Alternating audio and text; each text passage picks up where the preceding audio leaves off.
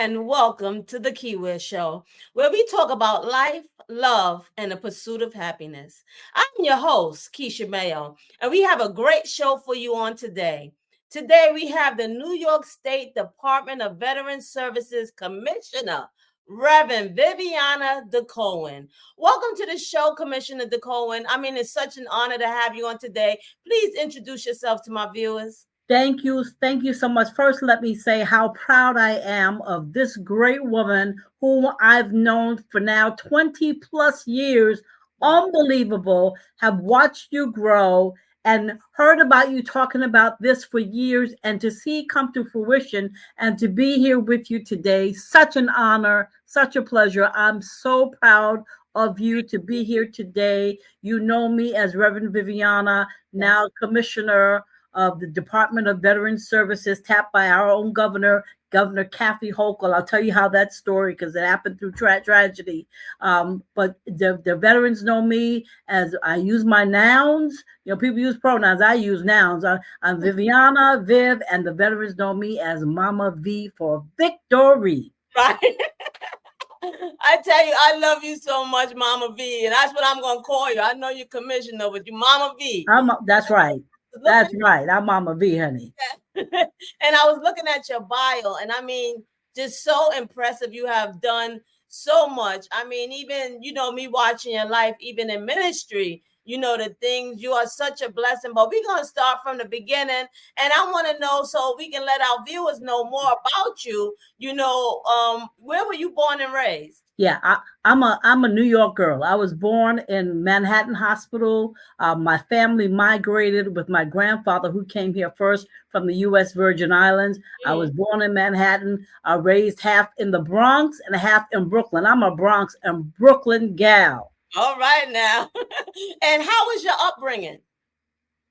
You know, it was tough for us because I'm going to tell you, as a family that migrated, and when we came here, we migrated here in the 60s, the early 60s. And so a lot of things were just changing and did not realize how hard it would be. So my grandfather came first and then brought my mother, and my brother stayed behind. My grandfather said she could only bring one child. That was me. My mother had me on her vacation here and then went back to St. Thomas, and we came back. I think I was two years old. My aunt and uncle came. I thought I had two mothers and two fathers in the house because my aunt was there, my uncle was there, not realizing they were only 10 and 11 years old at the time. But when we moved to the Bronx, it was still with the Jews, Italians, it was still integrated. People were there. And apparently they thought my grandfather was a different nationality because once we came, they wanted to know what we were, and it was a problem. We were moving into our neighborhood. They did not want us there. They did not understand the accent. They thought we were coming to take their jobs, and then the Southerners felt like the family and that accent was coming to take their jobs as well. It was tough. It was tough. We lived in two rooms. My grandfather slept on the couch. I found out later he was a U.S. Army veteran who Wow. had served his country. My mom and I had the back room. My uncle had the middle room. It was tough. We didn't have a lot of things. I met this beautiful woman who was a nurse that lived in our building. And at age 4, something in me had me to ask her if she would be my grandmother. And Wow. that woman changed my life. I am who I am today. I tell people because of her. And listen, she lived very well. Her apartment looked a lot different than ours. And she used to take me shopping and buy me shoes and expose me to culture and beauty and travel and things that my family would have never at that time been able to afford. It was tough. It was tough. And Our siblings tell everybody we grew up poor. It and wasn't poor, but it was poor. There were a lot of things we did not have. right, and look where you're at today. God, You had God to has been start. good. That was your beginning, but look where you at today. Look at the Yeah. great things God has you have accomplished, through God, giving you the strength. And you actually answered my next question because I was gonna ask you, who was your inspiration growing up? So, you already told me that. And I know you're also a reverend. So Yeah. Yeah. I'm sure you grew up in the church, but at what age did you realize you Yeah. had a Yeah. calling on your life? Yeah, I want to tell you what happened at age 11. First of all, again I owe it to this beautiful woman who introduced me to church. My mother used to go to Catholic church. My uncle is a priest; he's a vicar in the Anglican church, and so that church was yawny and used to put me to sleep. I was glad at age 4 when my grandmother took me to her clapping tapping church. I was like, "Oh, I'm staying here with grandma. This is beautiful." But at age 11, I accepted the Lord in my life. I actually had personal visitation. Mhm, Um, and I would take at that time, my mom, I had a dad, an amazing stepdad at age mhm, 4 who took me as his. And mhm, we moved to Brooklyn, and I would take my parents bologna and cheese and mhm, feed these people that were homeless in the street. mhm. Found out later they were veterans who served their country, Vietnam veterans. And Wow. so, age 11 is when I started feeding the homeless veterans in the street. When I was 15, the Lord told me to go in the New York City subway and just tell people that I love them. And I was like, ooh, I was an introvert. I was very shy and timid. I was like, oh, I don't know. He was And so, preparing you for this I time. was like, and I would get on and I would say, oh, excuse me, ladies and gentlemen. And I would feel the Lord say louder. Peace up to people that shut up. We don't want to hear. Be quiet. And then yeah, so at age 15 years when I started on the subway, and then age 17, I grew up in the African Methodist Episcopal Church for youth night. They had me do a sermon for Mhm. youth night, and then from there they snatched me. And but I listen, I was running. Ooh, I ran for a long time. I'm like, ooh, I did not want title. I Right. really was running, and then I grew up in a tough church. Mhm. I mean, they were, ooh, child, they were tough. But Um, that's funny because the ones that run, that's the one that God be like, yeah, okay, come on back now. yeah, it was. 'Cause Ooh, you was I was running. My legs were going fast. I think I could have got an Olympic medal as fast as I was running. so now before you was a reverend, you was also ordained as an evangelist first, right? That's right. That was my first ordination in the African Methodist Episcopal Church. I came back to New York after going to college Mhm, and then going to the Marine Corps, and then came back in 1992 because my grandmother was diagnosed with Alzheimer's, and I mhm, wanted to ensure that she would never step foot into a nursing home. mhm, Fortunately, I was back by myself because I had moved my family out of New York when I came back from Japan in the 80s when the crack epidemic was happening. So I moved my mom, my dad, my sisters to North Carolina, and they're still all in the Carolinas, and Virginia area. My parents are in Spartanburg, South Carolina, and my one sister migrated to North Carolina, married there, stayed there, and then my other sister, and then my brother who came. And he's a retired Coast Guard captain. They mhm. live in Virginia. I'm in New York by myself. Came take care of grandma with Right. the children, and met and married my husband, and been here ever since. Wow. And now you're serving with your husband because your husband is actually a bishop designate, right? Yeah, he's bishop. He's bishop He's now. officially bishop. All right, Bishop Decohen, we giving Yes, a we're shout out 1 month to in. Hallelujah.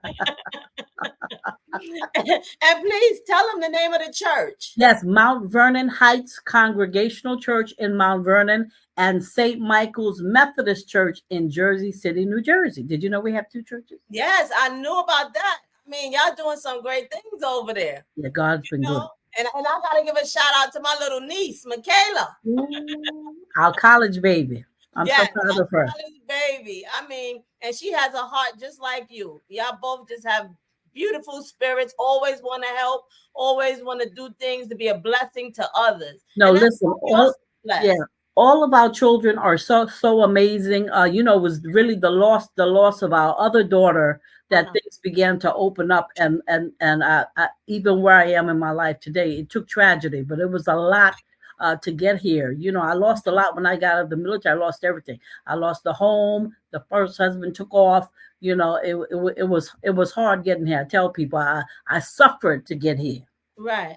And now you're here by the grace of God. Yes. Yes, and you got a beautiful smile on your face. So God brought you a long That's way. right. Mighty Um, long way. and what I thank God for about you is you always encourage. I mean, for all the 20 plus years that I've known you. You always encouraged me, always lifted me up. So no matter what you were going through, you always found, time to encourage somebody else. And I believe that's why God has opened so many great doors for you. And we're going to get into the veteran affairs and all of that, but I just have a few more questions. So tell us about working in the prison ministry in Valhalla, because I believe you did that for a lot of years. That's right. That's right. You know what? When I came back to New York, he's a pastor now in Jersey City, Reverend Anthony Mitchell.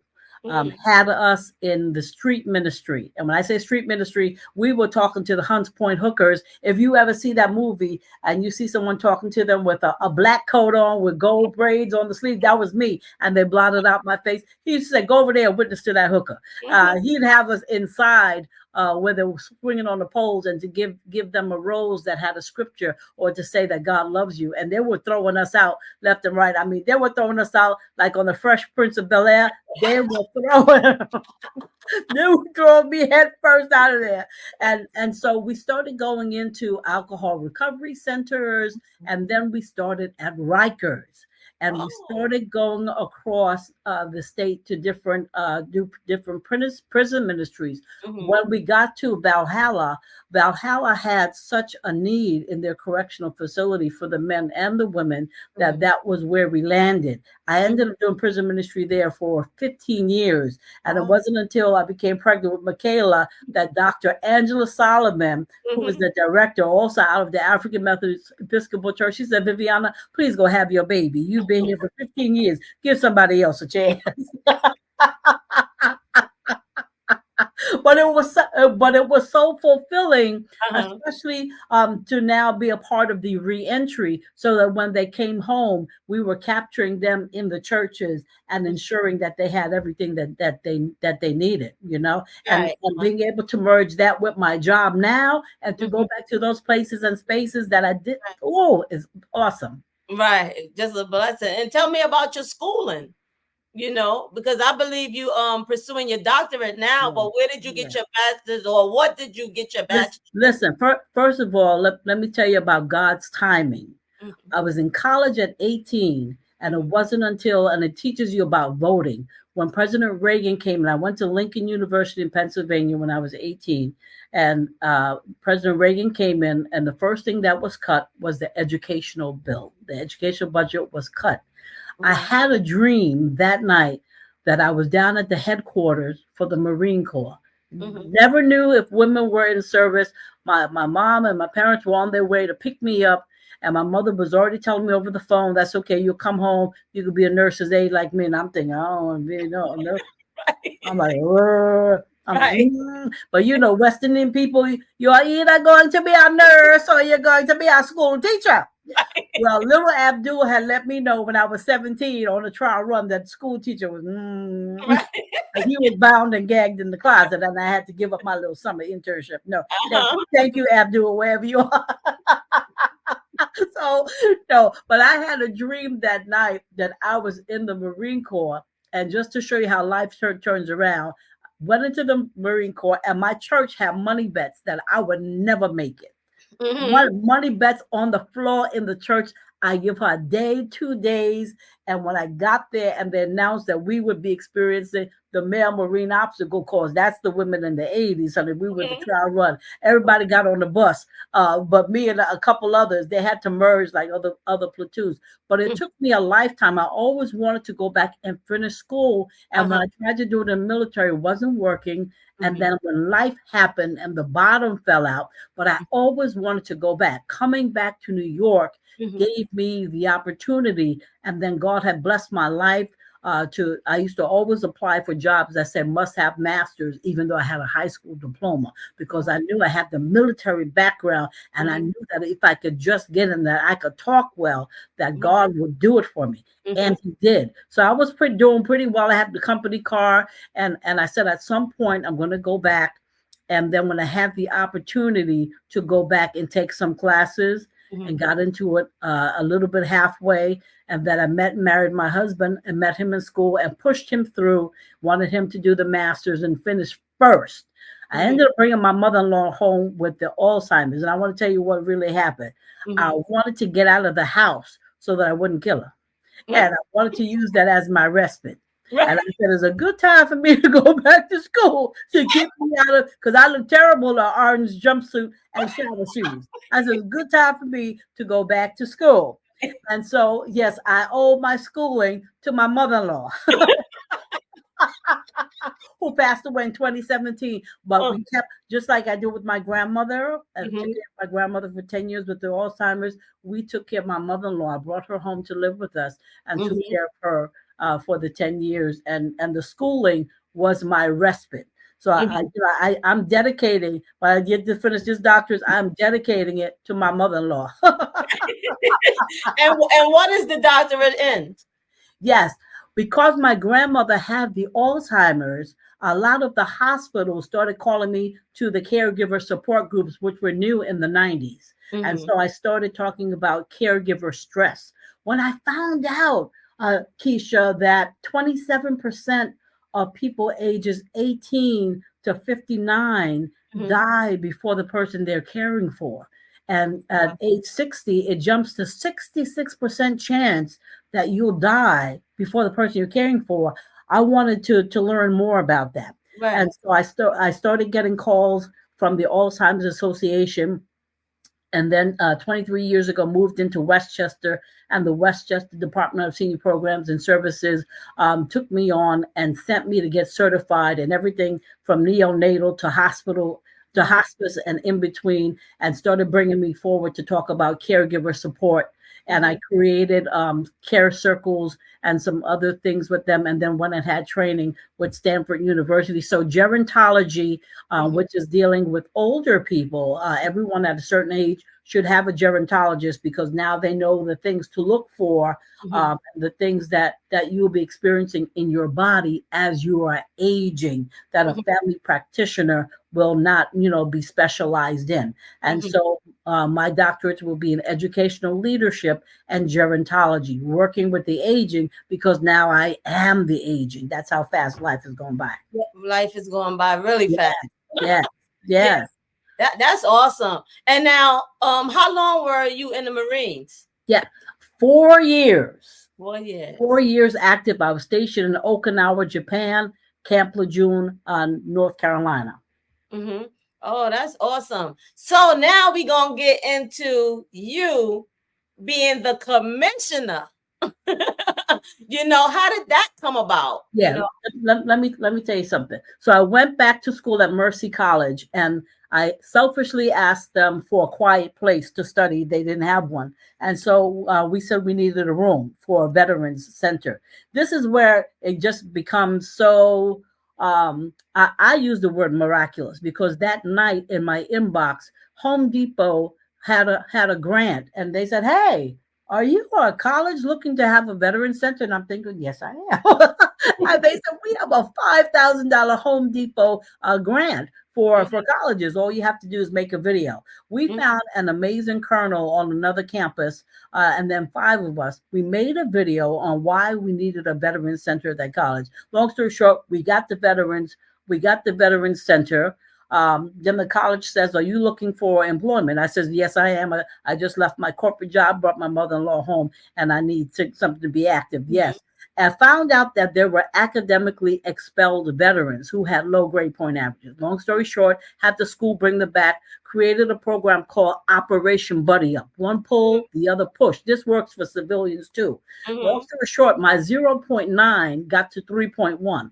We started bringing back all of them. 211 of them not only got their bachelor's through Operation Buddy Up together, but Operation Push pushed them all to masters. 4 of them have PhDs. One just defended now. We sent her to Harvard. That was our GED, who had dropped out of high school to have a baby, got the GED, went into the Navy, and then met me to do an associate's. And I said, no, you're going to do bachelor's. And we sent her to Harvard to get her master's, and just got her PhD. What? That's a blessing. And I think I know who you're talking about. That's right. Yeah. Dr. Bell. Dr. Bell. Yeah. Yeah, you know we go to the same church. I know you do. That's Mama V's baby. Uh-huh. That's one of my first babies. Now our daughter, we lost our daughter Angelica Hmm. in 2017. So we lost her at the time at Mercy College. We were rocking and moving like a veterans affair because now we're providing our own jobs. We're not using the career center. These things were popping into my inbox. Do you have a veteran who can work at KPMG, CBS? Do you have a veteran who needs an intern? Do you have a veteran who needs a scholarship, stop and shop, and all? These were popping into my inbox. So we were rolling. The school was not interested in doing veteran affairs, and they told me we're not interested. Hmm. My daughter died that March. That August of the next year, I had a dream that says, "Mommy," and I'm waiting a whole year plus. "Mommy, I had my first dream. Didn't say I'm okay. Mommy, God said He's so proud of you. Turn your calendar to January. You're getting a new job."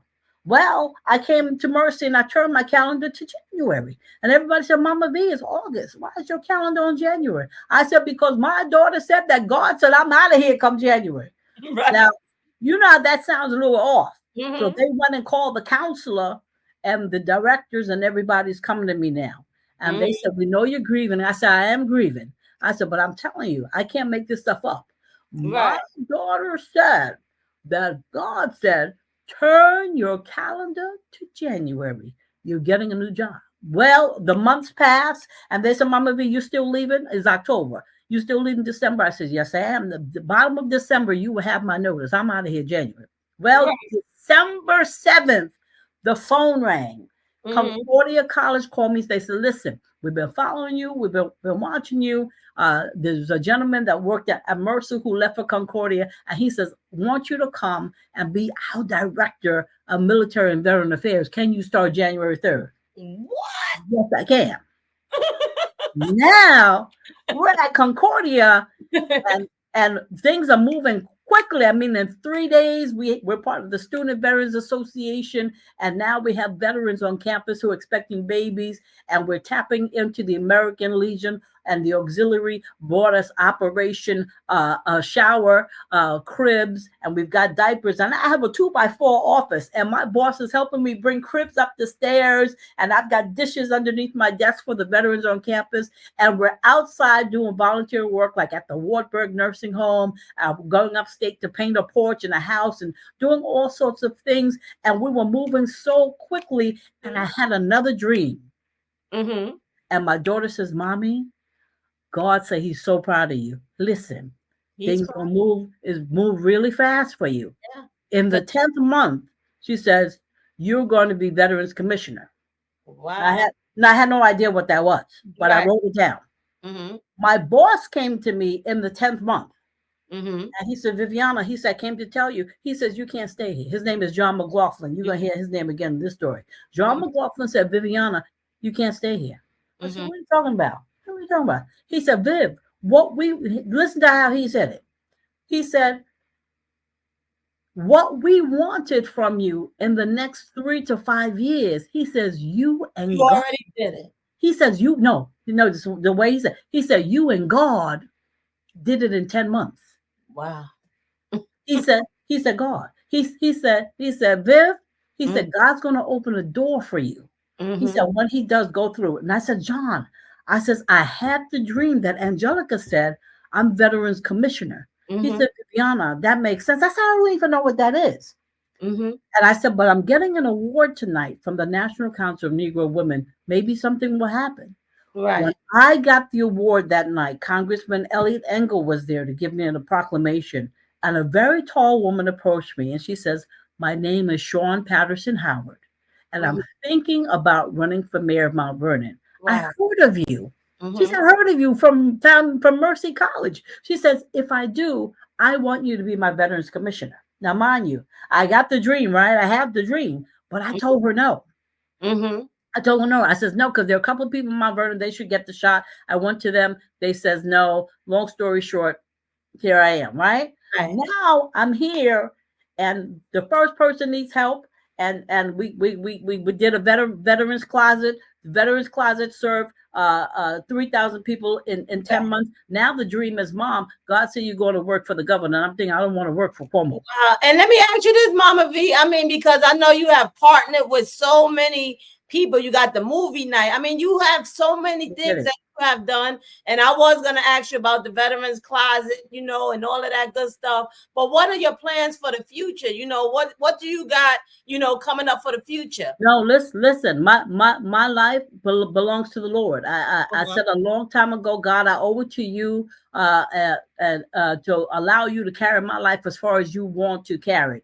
And I'm telling you, when I got tapped by the governor, and when the dream has come to fruition, that she got put in, and John McLaughlin had the same dream as my daughter, that there was a scandal, the lady got put in, she called you, and here I am. And for the veterans across the state, New York City, Bronx to Buffalo, and in between, free legal services, Operation Baby, Bumba Socks, Soccer to Me across the state. Mobiles are getting ready to come on, and God is just big and bigger every minute. And I'm so grateful. And Mama V, how can people, connect with you?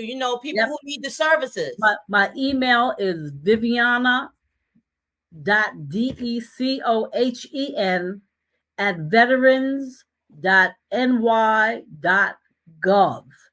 Viviana.Decohen at veterans.ny.gov. And Google me, because I'm all over the Google. Right. If you put it Mama V, I think I'll come up.